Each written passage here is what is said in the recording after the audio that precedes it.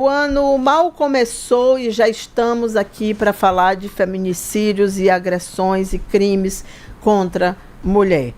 Afinal de contas, essa é uma epidemia no nosso país e no nosso estado aqui não é diferente. Em Parnaíba, a médica Emanuele Pereira Lima foi agredida, brutalmente agredida, pelo marido Dani Schrodinger de Carvalho. Ele tem um nome difícil, um sobrenome difícil. Ela estava num carro quando foi agredida pelo companheiro no dia 1º de janeiro. Então, foi o primeiro caso de agressão à mulher realizada no Piauí no ano de 2026. Ela registrou um boletim de ocorrência, recebeu uma medida protetiva e ele foi preso. Ela teve lesões no braço, fratura também. O exame, tudo isso confirmado pelo exame pericial e reiterando, as agressões aconteceram dentro de um carro. Além disso, a gente teve na cidade de Francisco Aires, a vítima foi a secretária municipal de saúde, Meire Nunes, que também sofreu agressões físicas e ameaça de morte praticada pelo ex-namorado, o Bruno Lima. O caso foi divulgado por ela, que teve a coragem de expor a situação. As agressões aconteceram porque ele não se conforma com o fim do relacionamento, quase sempre é isso, e a secretária de saúde afirmou que tem prints das mensagens com as ameaças de morte do ex-companheiro. A gente conversa aqui no estúdio com a advogada Dácia Alencar.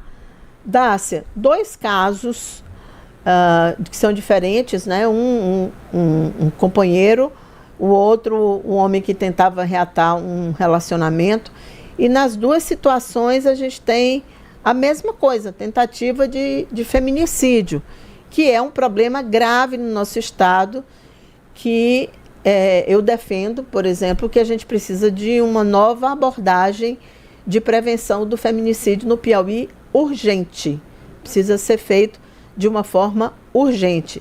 Eu queria saber como você está acompanhando esses casos, sobretudo o da Meire. Bom dia, Cíntia. Agradeço a participação, pelo convite. Bom, infelizmente eu não estou atuando, né, como assistente em acusação em favor da vítima, porque quando soube do caso não estava em Teresina e realmente não tive como acompanhar. Mas conversei com a prima dela, que é advogada, que está no caso, e o que eu pude perceber realmente foi uma falha na atuação da polícia nesse caso, tanto da polícia militar como da polícia civil. O que aconteceu foi que eles fizeram a denúncia, pediram socorro à polícia. Ele chegou a ser direcionado ao hospital, porque ele também se feriu quando tentou entrar na casa dela, na residência dela, e foi encaminhado ao hospital para fazer uma cirurgia. E no hospital, não sei por qual motivo, na verdade por falta de efetivo, segundo a própria vítima, alegaram que não havia polícia suficiente para ficar fazendo lá esse acompanhamento e efetivar o flagrante, esperar a cirurgia acabar, o atendimento acabar, e não tinha policial suficiente para acompanhar ele nessa questão da cirurgia. Porque o que é que a polícia deveria ter feito?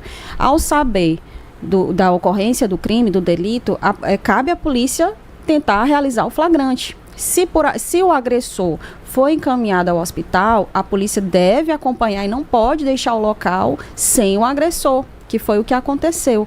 Então, assim, a partir do momento que a polícia faz essa perseguição, o agressor ele está sob a tutela do Estado. E não cabe ao Estado simplesmente se evadir e deixar lá o agressor.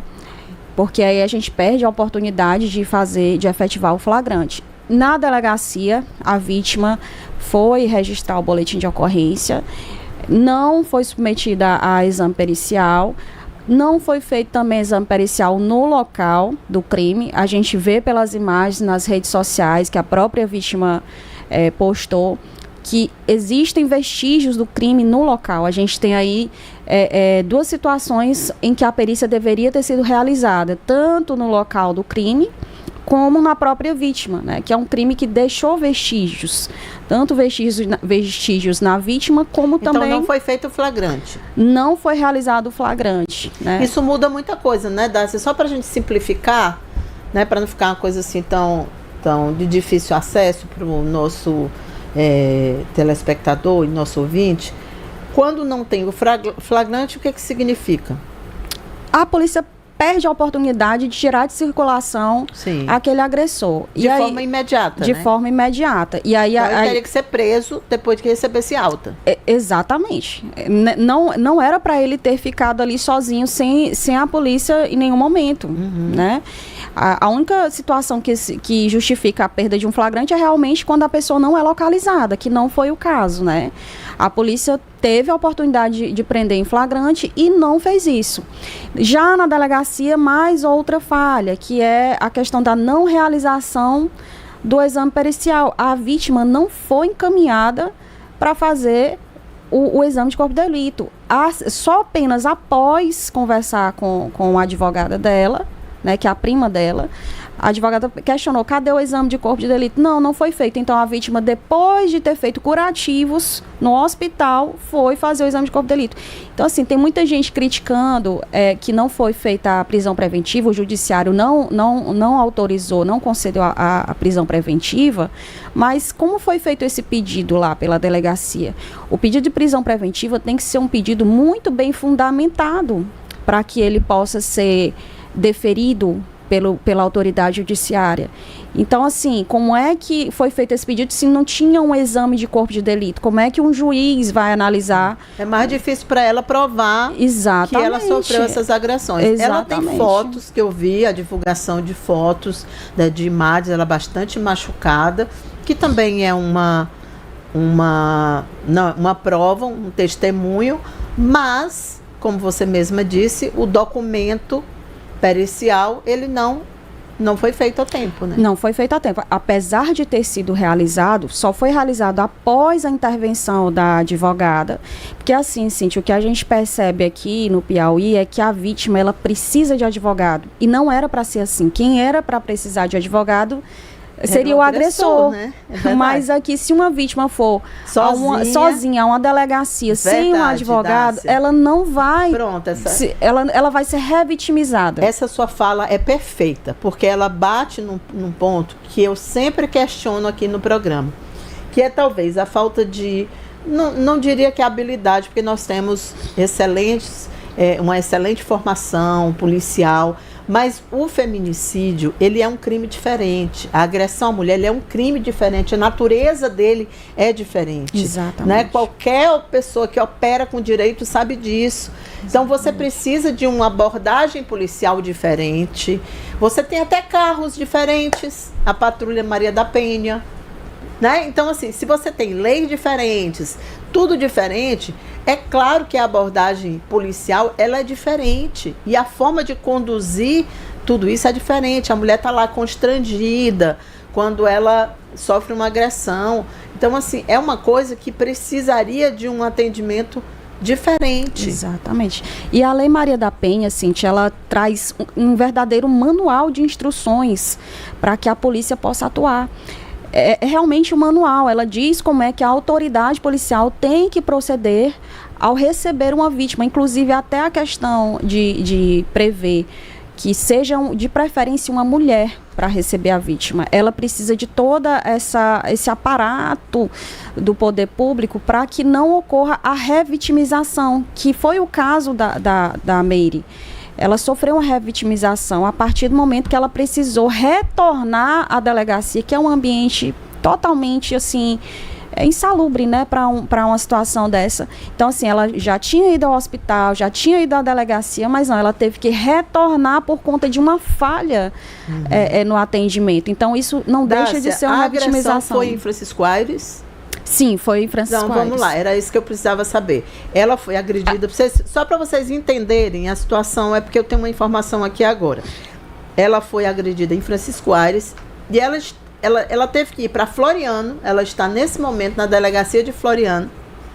Só aí você já vê a dificuldade. Exato. Né? Ela sai de Francisco Aires, vai para Floriano, que é onde tem uma delegacia, acredito que tem uma delegacia da mulher, para atender essa mulher que é mais uma vítima. Então, a gente está falando aqui de deficiências. E essas deficiências, não é que elas são sozinhas responsáveis por essa verdadeira epidemia de feminicídio. Não é isso. Mas elas contribuem. Claro. Elas contribuem porque o Estado precisa oferecer a essas vítimas a melhor condição possível para fazer denúncia, acompanhamento do processo, a investigação, que é fundamental. E aqui eu quero trazer um comentário a respeito de uma entrevista maravilhosa que eu assisti nesses feriados da delegada Eugênia Villa, na Globo News. A delegada Eugênia Villa, ela é uma crítica do sistema de abrigos no Brasil. E muita gente criticou essa posição dela, mas ela está cobertíssima de razão. O que ela diz? A mulher, quando ela é agredida, ela não quer sair de casa. Ela quer ficar na casa. Quem tem que sair é o criminoso, não é a mulher. Exatamente. Então, assim, quem tem que sair... Olha como a premissa do amparo à mulher, ela é amparada no machismo. A premissa de tirar a mulher de dentro de casa, botar ela num abrigo, numa casa da mulher brasileira, seja o que for o nome que queiram chamar, que isso não é solução para nada. Quem tem que sair é o cara, gente. Quem tem que sair é o agressor, ela tem que ficar lá com os filhos. Ela não é para ela sair de casa. Exatamente. Mais uma vez a gente bate nessa tecla da assistência jurídica à mulher, porque quando a mulher vai sozinha, realmente acaba acontecendo isso. A mulher é que sai de casa.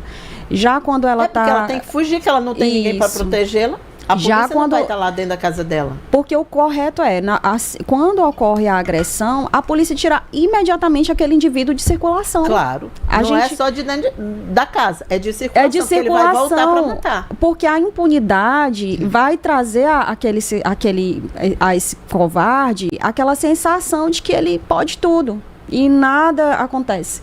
Esse monstro, né, que fez isso com a Meire, com certeza hoje ele tem essa sensação de que fez... o que uma medida protetiva está fazendo? Qual o efeito que essa medida protetiva... Pelo contrário, está dando mais poder a ele. Às vezes a medida protetiva ela não traz o efeito que a gente gostaria. E nem estão sendo concedidas, né? Os dados apontam que grande parte das medidas protetivas que foram requisitadas não foram concedidas. Exatamente. Aqui no Piauí. Exatamente, ainda tem esse entrave. Quando são concedidas, elas não são suficientes para evitar um mal maior, que é justamente a ocorrência do feminicídio. Então a gente tem aí várias questões que precisam ser, inclusive parabenizo, Cíntia, seu programa por estar sempre trazendo essa pauta, porque é uma pauta realmente que precisa ser discutida. E parabenizo ainda sua atitude de ver que o problema realmente, às vezes quando eu vejo muito as redes sociais que estão tratando desse assunto, elas estão focando apenas no agressor. E você está mostrando ali que realmente tem essa falha da polícia, você está mostrando o problema de uma forma abrangente, que a gente não pode dizer que o problema do índice de feminicídio é apenas dos agressores. A gente também tem essa falha estrutural. Demais, tanto que, Dácia, a gente tem aqui um dado que foi apresentado numa entrevista do delegado Marcelo Brasileiro, mostrando que a quantidade de mulheres que não procuram a polícia após a primeira agressão. E eu até questionei, delegado, será que elas não procuram, não é porque não tem o devido acolhimento? Exatamente. Porque é claro que no meio desse número, tem aquelas mulheres que têm vergonha, ficariam constrangidas, não querem que ninguém saiba, querem proteger os seus companheiros. Tem sim, mas tem uma parte que não vai, porque não sabe como vai ser recebido nessa delegacia. Exatamente. E a gente não pode esquecer também, Cíntia, da função pedagógica da pena. Quando um indivíduo desse é encarcerado, outros agressores vão ver esse resultado e vão temer o Estado. Hoje, os agressores, eles não temem o Estado. E as vítimas têm medo de denunciar porque elas veem a vizinha denunciando e o agressor saindo pela porta da frente. Então, as mulheres, elas não têm esse incentivo. Elas ficam com medo da impunidade do agressor, que às vezes ele fica pior ao saber que foi registrado um BO e não Em aconteceu nada. resumo, ele continua solto. Ele continua solto. No caso de Parnaíba, pelo menos ele foi preso, né? Mas no caso de Francisco Aires, ele foi solto. A gente tem uma opinião aqui da Solange, dizendo que é por isso que acontece o pior. O que falta para a polícia para prender esse covarde? Diz aqui a Solange. O professor Joel também está comentando. Infelizmente, até nessas horas, os homens são muito unidos e as próprias mulheres costumam ser desunidas diante do machismo. Tem muita covardia contra as mulheres, diz aqui o professor Joelson. Olha, a gente está na linha com a Meire, que é a vítima desse caso absurdo lá de Francisco Aires, a Meire Nunes, que teve a coragem de fazer essa denúncia. E graças à denúncia, talvez ela esteja viva, né? Porque talvez se ela não tivesse feito a denúncia e ninguém soubesse de nada, esse homem já tivesse voltado para agir. Meire, primeiro, muito obrigada por você conversar conosco. Sei que não deve ser fácil para você, não é fácil, mas eu já te agradeço muito. Eu sei também que você está em Floriano. Eu queria saber como que você está se sentindo hoje, né? Você está com medo, você está desprotegida, enfim, qual é o teu sentimento diante de tudo isso? Bom dia. Bom dia. Na verdade, eu vim hoje para Floriano, minha cidade é próxima daqui, e eu vim na tentativa de procurar justiça, né? Porque quando eu vim dia 1º, que foi o dia do acontecido, eu não recebi a assistência que deveria receber. Na verdade, teve algumas falhas da polícia, e hoje eu vim diretamente na delegacia da mulher para procurar justiça, para ver se consegue, para ver se ele tem a pena que ele merece. E o sentimento que eu tenho hoje é de medo. Não consigo dormir na minha casa, não consigo entrar lá só, nem para tomar um banho só eu não vou. Sempre vai alguém comigo. Medo. A sensação que eu tenho, na verdade, é essa, é medo. Medo, qualquer moto ou carro que pare, eu já fico olhando, assustada. O sentimento que eu tenho é que parece que a justiça não vale nesse país. Precisa a gente buscar ajuda da mídia para ver se, de certa forma, dá uma pressão.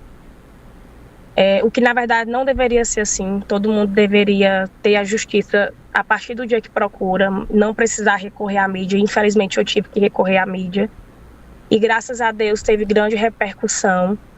Queria que todos os casos tivessem a mesma repercussão que a minha, porque eu acredito que todo homem que faz esse tipo de covardia com a mulher merece ser estampado para todo mundo conhecer o rosto. Meire, o que aconteceu exatamente? Eu estou vendo você ainda muito machucada. Quem estiver nos vendo aqui pelo YouTube, né, na nossa transmissão com imagem, você vai estar vendo a Meire. Ela está muito machucada ainda. 4 dias depois do crime, ela continua muito com hematomas no rosto. Dá para ver isso claramente, além da sensação que você está nesse momento de bastante medo. Mas eu queria, desculpa te pedir isso para você repetir, o que aconteceu exatamente, como foi que ele te agrediu? Eu estava na festa de virada de ano, né? E aí, por volta de 5 horas da manhã, acabou a festa, e umas 5h30 eu fui para casa com o companheiro que eu estava. E quando foi umas 5h30, ele começou a ligar, mandar mensagem. E na verdade ele já estava há dias me procurando, mandando mensagem, insistindo, querendo me ver. E eu sempre dizendo que não queria. Já que ele já me agrediu verbalmente algumas vezes. Nós já namoramos há muitos anos atrás e ficamos várias vezes. Mas de uns tempos para cá que eu comecei a dizer não para ele, ele sempre me agredia verbalmente. E agora em dezembro, procurando o tempo todo, pedindo desculpas, pedindo para conversar, e eu dizendo que não. E eu estava com outra pessoa também, né? E aí, 5h30 da manhã, chegando em casa, eu recebo ligações dele, mensagens, pedindo para deixar a pessoa que eu estava em casa e ir com ele, né? Querendo ficar comigo. E eu falei que não. chamei ele de louco, se ele não estava vendo que eu estava acompanhada, que mesmo se eu não tivesse, eu não iria com ele, porque eu não estava dando ousadia para ele há muito tempo, porque eu não queria ficar com ele. E ele sempre insistindo, sempre dizendo para eu deixar de orgulho, disse que sabia que eu queria ele. Na cabeça, ele criou uma história na cabeça dele, uma fantasia de que eu não estava com ele por orgulho, que, enfim, ele não entendia que de fato era porque eu não queria. E aí, quando foi, ele começou a rir nas mensagens, né, como se estivesse debochando. Ele chegou ainda a mandar uma mensagem: tudo bem, Meire, um áudio. Tudo bem, Rosimeire, eu vou te respeitar, já que você disse que está acompanhada, né? Eu disse: você sabe muito bem. Inclusive, a primeira mensagem que ele mandou foi dizendo para eu deixar o companheiro em casa e ficar com ele, né? Então ele sabia que eu estava com outra pessoa. Aí ele continuou insistindo, começou a mandar figurinha e mensagem de conteúdo sexual. Foi quando eu zanguei, e o companheiro também zangou e chegou a mandar um áudio para ele perguntando se ele queria ver um inferno. Quando meu companheiro mandou isso para ele, ele se alterou. Já foi quando ele falou: não, ele falou assim: manda quem pode mais. Porque na cabeça dele, ele tem um poder infinito. Ele acha que dinheiro sobrepõe qualquer coisa, ele acha que dinheiro compra mulher, inclusive a mim. Ele sempre tentou me comprar com dinheiro, sempre, sempre, e nunca conseguiu. E aí foi quando ele respondeu ao meu companheiro: manda quem pode mais. Vocês querem ver o inferno? Onde é que vocês estão? Que eu vou mostrar para vocês como é o inferno. Bora? Nesse momento, eu bloqueei ele. Eu bloqueei. Eu mandei ainda um áudio falando porque eu iria tomar outras providências. Um áudio antes. Porque ali, para mim, já era uma ameaça. E aí eu bloqueei. Falei: não manda mais mensagem, porque amanhã eu vou usar esses prints e vou denunciar. Porque para mim isso aqui já é um início de ameaça. Enfim, bloqueei, tomei banho e fui deitar. Questão de 5 minutos. Foi tudo muito rápido. Quando eu deitei, já foi eu ouvindo ele pulando o meu muro. Quando eu vi ele pulando, eu pensei... Na hora que eu ouvi a pessoa pulando, eu pensei: isso é Bruno. E imediatamente ele já foi correndo na minha janela, gritando, dizendo para abrir a janela. Ele enfiou as mãos e conseguiu abrir a persiana. E começou a quebrar o vidro. E dando soco sem parar, gritando. Foi tudo muito rápido. Gritando, dizendo que agora a gente ia respeitar ele. Disse que agora a gente ia ver quem era homem de verdade. Que não era pra gente desafiar ele. Que ele iria mostrar pra gente o que era o inferno. Aí começou a quebrar o vidro, dando soco sem parar. E nesse momento a gente tentou sair do quarto para trancar o quarto por fora. Só que a chave empenou, não abria. Simplesmente ficamos presos dentro do quarto. Não abria, aí ele conseguiu entrar, ele já estava visivelmente alcoolizado, visivelmente drogado, sem dúvida. E invadiu o quarto e começou a dar socos em mim, no meu companheiro.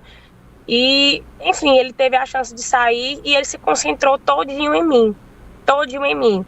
E sempre me chamando de vagabunda. E eu perguntava pra ele: por que aquilo? Bruno, por que tu tá fazendo isso comigo se eu nunca te prometi nada? E aí foi quando ele falou: isso aqui é só pra tu aprender a não me desafiar, a me respeitar, a me tratar como homem e a não me dizer não. Eram essas as palavras dele. E sempre me deu um soco forte na cabeça. Ele tentava atingir meu rosto. Graças a Deus não atingiu meu rosto. E ele começou a ficar fraco devido a tentativa não, de quando ele quebrou o vidro, cortou o pulso dele e saiu muito sangue, cortou uma artéria. Tá certo. Ele começou a ficar fraco. E aí foi aí que ele parou. Ele só parou de me bater porque ele ficou fraco. Aí ele parou, saiu pela janela gritando que ia voltar para me matar. Tá certo. É um horror realmente. Meire, e você, 4 dias depois da sua agressão, você continua lutando para que você tenha algum tipo de proteção, né? Porque ele não está preso, né? Então... No hospital, ele já chegou passando mal no hospital. Inclusive lá ele continuava com as ameaças, dizendo que ia me matar. Ele continuou falando, tanto no hospital da minha cidade, como no hospital em Floriano, onde ele foi levado. Ele continua hospitalizado, porque ele cortou uma artéria, passou por uma cirurgia. E ele o tempo todo, quando chegou, acho que ainda estava um álcool, E ele continuava dizendo o tempo todo que ia me matar. O tempo todo. Ia voltar para me matar.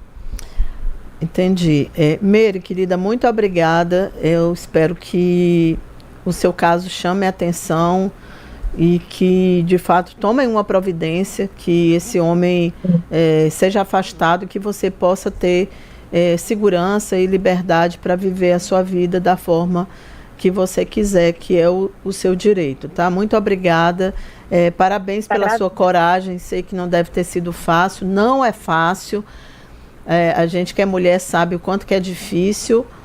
Há toda uma sorte de preconceitos, mesmo para as mulheres que são agredidas, mas de qualquer maneira que você tenha coragem e disposição para continuar essa sua luta. Muito obrigada. E um bom dia para você. Bom dia para você também.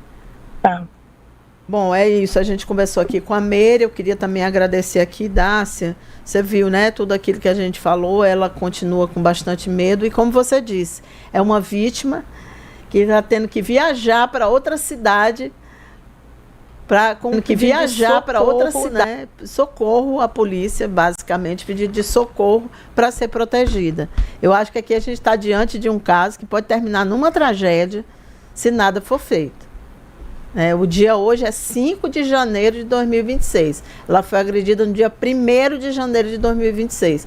E ela está, desde então, saindo da cidade dela, Francisco Aires, indo para Floriano, para procurar a delegacia da mulher, e o homem continua solto, porque não foi feito o flagrante, e já terminou o prazo, né? E agora o que poderia ser feito, Dácia, rapidamente? Bom, cabe à defesa entrar com recurso em relação à não concessão da prisão preventiva, porque ao judiciário realmente só resta rever essa decisão.